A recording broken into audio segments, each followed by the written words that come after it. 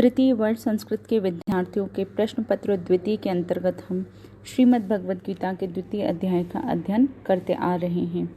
आज इस अध्ययन क्रम में हम आगे के पद्यों का क्रमशः अध्ययन करेंगे। पूर्व के पद्य में हमने देखा था कि अर्जुन को समझाते हुए श्री कृष्ण कहते हैं, न तो ऐसा ही है कि मैं कभी नहीं था, न तुम थे, न ये राजा लोग थे, तथा इसके बाद हम सब नहीं होंगे, ऐसा नहीं है। अब श्री कृष्ण कह रहे हैं कि मात्रा स्पर्शास्तु कौन्तेय शीतोष्ण सुख दुखदा आगम आपायिनो अनित्यास्तांग तितिक्षस्व भारतः। अर्थात कौन्तेय, हे कुंती पुत्र, शीत उष्ण सुख दुखदा, शीतलता उष्ण अर्थात गर्मी, सुख दुखदा सुख और दुख देने वाले, मात्रा स्पर्शा इंद्रिय और विषयों के संयोग को तो आने जाने वाले हैं, अतः अनित्य हैं। अर्थात इंद्रिय और विषयों के संयोग तो नित्य नहीं वरन अनित्य हैं। हे भारत, हे भरतवंशी, तान तितिक्षवः, तुम उन्हें सहन करो। अर्जुन को श्री कृष्ण कह रहे हैं कि भीष्म एवं द्रोण आदि के मरण के अभाव का प्रतिपादन करने के लिए आत्मा की निर्विकारता का कथन करते हुए श्री कृष्ण अर्जुन से कहते हैं कि इंद्रिय एवं उसके विषयों की अनित्यता है। भीष्म एवं द्रोण आदि के संयोग वियोग रूप संबंधों को सहन करने का तुम में सामर्थ्य होना चाहिए। हे कुंती पुत्र अर्जुन, प्रतिदिन के व्यवहार में हमारी इंद्रियां तत्त विषयों के साथ संपर्क में आती हैं, जिनके परिणाम स्वरूप वे विषय हमें शीतल उष्ण आदि प्रतीत होते हैं, या फिर उन विषयों के संपर्क में आने वाले हम सुख या दुख का अनुभव करते हैं। वस्तुतः ये सभी विषय, यह सब अनुभूति, हमारी इंद्रियां सभी क्षणभंगुर हैं, अनित्य हैं। अतः अनित्य अनुभूतियों तथा पदार्थों के लिए दुख करना व्यर्थ है, यह तुम्हारी वस्तुतः अज्ञानता ही है। अतः हे भरतवंशी अर्जुन, तुम भीष्म द्रोण आदि के मरण की कल्पना एवं उनके वियोग से कदापि दुखी मत हो। इन सबको अनित्य मानकर तात्विक स्थिति से परिचित होते हुए इन्हें सहन करने का प्रयास करो।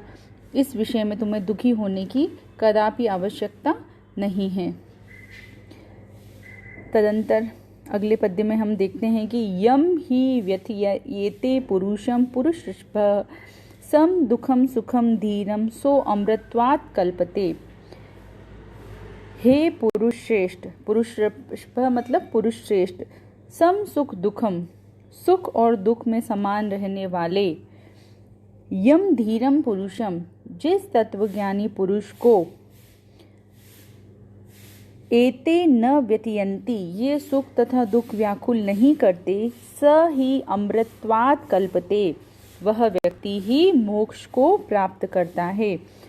पुनः अर्जुन को उपदेश देते हुए सुख एवं दुख में एक जैसा भाव रखने के विषय में श्री कृष्ण कहते हैं कि हे पुरुषों में श्रेष्ठ अर्जुन, जब व्यक्ति तत्वज्ञान को प्राप्त कर लेता है, वह इस संसार के दुखों का अनुभव, सुखों का अनुभव कदापि नहीं करता। न वे उन्हें प्राप्त करके प्रसन्न होता है, न वह उनसे दुखी होता है। वह कदापि सुख एवं दुख रूपी कष्टों का अनुभव नहीं करता, दोनों स्थितियों में एक जैसा व्यवहार करता है। अतः सुख एवं दुख में एक समान रहने वाला व्यक्ति ही धीर पुरुष है, वह ही तत्वज्ञानी है। सुख एवं दुख से विचलित न होने वाला यह तत्वज्ञानी पुरुष ही वस्तुतः मोक्ष का अधिकारी है, उसे ही मोक्ष की प्राप्ति होती है। अगले पद्य में हम देखेंगे कि श्री कृष्ण कहते हैं, ना सतो विद्यते भावो, ना भावो विद्यते सतः, उभयोर अपि दृष्टो अंतस्त्वन्यो तत्वदर्शिभिः, असतः भाव न विद्यते। अर्थात असत की सत्ता नहीं होती है।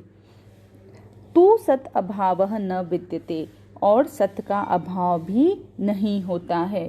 तत्वदर्शी भी, तत्वज्ञानियों के द्वारा अन्यो उभयो, इन दोनों के ही वास्तविक अपि अंतः दृष्ट, तत्व को देख लिया गया है। अर्थात भगवान श्री कृष्ण अर्जुन से कह रहे हैं कि सत और असत पदार्थों के अंतर किस प्रकार होता है कि इस संसार में जो पदार्थ हैं ही नहीं, उनका कभी भी अस्तित्व नहीं होता। इसी प्रकार जो सत पदार्थ हैं, उनका कदापि अभाव नहीं होता। अर्थात हम जिन पदार्थों को प्रतिदिन देखते हैं, जैसे कि शरीर, इंद्रिय, उनके विषय, ये सभी वस्तुतः असत हैं। इसी कारण ये सभी पदार्थ हमारे देखते देखते ही नष्ट हो जाते हैं और इनकी सत्ता नहीं रहती, क्योंकि ये सभी तो वस्तुतः नाशवान हैं असत होने से। इसके विपरीत सत तत्व है आत्मा, जो हमेशा रहने वाला है। आत्मा नित्य है, आत्मा शाश्वत है। प्रलय काल में भी इसकी सत्ता विद्यमान रहती है, अर्थात इसका सत कभी भी अभाव नहीं होता। इन दोनों के विषय में तत्वज्ञानी विद्वानों ने भली प्रकार जान लिया है। श्री कृष्ण के कहने का अभिप्राय यह है कि तत्ववेत्ता सत एवं असत पदार्थों के अंतर को भली भांति जान जाता है और उसी प्रकार अर्जुन को भी उनसे ज्ञान प्राप्त करना चाहिए। श्री कृष्ण अर्जुन से आगे कहते हैं कि अविनाशी तू तत् विद्धि येन सर्वम इदम ततम विनाशम अव्ययस्यास् न कश्चित कर्तुम अर्हति। तू येन इदम सर्वम, तू अर्थात किंतु, येन जिसके द्वारा, इदम सर्वम ततम यह संपूर्ण संसार व्याप्त किया हुआ है, तत् अविनाशी विद्धि उसे तुम वस्तुतः अविनाशी समझो। अव्ययस्य अस्य विनाशम नष्ट न होने वाले इसका विनाश कर्तुम कश्चित न अर्हति करने में कोई समर्थ नहीं है। श्री कृष्ण अर्जुन से कहते हैं कि वस्तुतः अविनाशी अथवा सत पदार्थ वह है जिसने इस संपूर्ण संसार को व्याप्त किया है, और वह केवल एकमात्र आत्मतत्व अथवा ब्रह्म ही है। उसी ने इस संपूर्ण संसार को व्याप्त किया हुआ है। ब्रह्म का कदापि विनाश नहीं होता। इसीलिए हे अर्जुन, तुम उस अविनाशी अर्थात सत पदार्थ को समझो।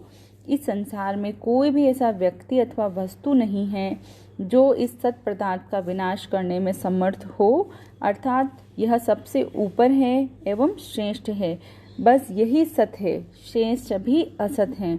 यह सत पदार्थ आत्मा अक्षर, अक्षय, मृत्यु रहित एवं नित्य तत्व है। आगे श्री कृष्ण कहते हैं कि अंतवंत इमे देहा नित्य ओक्ता शरीरिणः अनाशिनो अप्रमेयस्य तस्माद् युज्यस्व भारत। अनाशिनः अविनाशी, अप्रमेयस्य अप्रमेय, नित्यस्य शरीरिणे इमे देहा नित्य आत्मा के ये शरीर अंतवंतः उक्ता नाशवान कहे गए हैं। तस्मात् हे भारत युद्धस्व, इसलिए हे अर्जुन तुम युद्ध करो। भगवान श्री कृष्ण अर्जुन को शरीर की अनित्यता एवं आत्मा के नित्यता का कथन करते हुए युद्ध की प्रेरणा यहाँ दे रहे हैं। वे कहते हैं कि जिस आत्मा का भूत, वर्तमान, भविष्य तीनों कालों में कभी भी विनाश नहीं होता, जो आत्मा ज्ञान का विषय भी नहीं है, ऐसे नित्य स्वरूप आत्मा का निवास स्थान रूप केवल यह शरीर ही विद्वानों द्वारा नाशवान, विनष्ट होने वाला कहा गया है। इसलिए हे अर्जुन, तुम विनष्ट होने वाले इन शरीरों के लिए शोक मत करो और अपने कर्तव्य कर्म अर्थात शत्रु के साथ तुम युद्ध करो। आगे श्री कृष्ण अर्जुन से कहते हैं कि य एनम वेत्ति हंतारम यश्च एनम मन्यते हतम उभौ तो न विजानितो नायम हंति न हन्यते। यह एनम हंतारम वेत्ति, अर्थात जो इसे मारने वाला जानता है। यह एनम एतत् मन्यते, और जो इसे मरा हुआ मानता है। तो उभौ, वे दोनों ही नहीं जानते। न विजानीतः अर्थात नहीं जानते, यत कि अयम न हन्ति च न हन्यते, यह आत्मा न तो मरता है न ही मारा जाता है। श्री कृष्ण यहाँ आत्मा को नित्य बताते हुए कहते हैं कि आत्मा नित्य है, इसका कोई विनाश करने में समर्थ नहीं है और न ही इसका स्वतः कभी विनाश हो सकता है। जो व्यक्ति इस आत्मा को मारने वाला मानते हुए अमुक व्यक्ति ने अमुक व्यक्ति को मार डाला इस प्रकार कहता है, तथा जो व्यक्ति किसी भी व्यक्ति के विषय में यह मर गया इस प्रकार कहते हुए आत्मा को मरा हुआ मानता है, ये दोनों ही वस्तुतः अज्ञानी हैं, वास्तविकता से परिचित नहीं हैं, क्योंकि ये दोनों कथन पूर्णतया असत्य हैं। इसलिए इस कथन करने वाले दोनों ही व्यक्ति वस्तुतः कुछ भी नहीं जानते।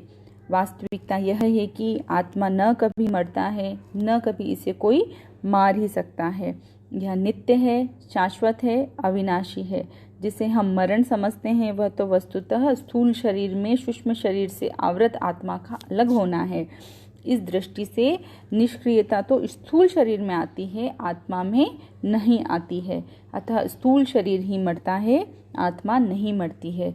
इस प्रकार यह आत्मा अन्य आत्मतत्व को मारने वाला भी नहीं होता। इसलिए जो लोग इन्हें मरने अथवा मारने वाला मानते हैं वे मूर्ख हैं, अज्ञानी हैं, वे वस्तुतः तत्व से परिचित नहीं हैं।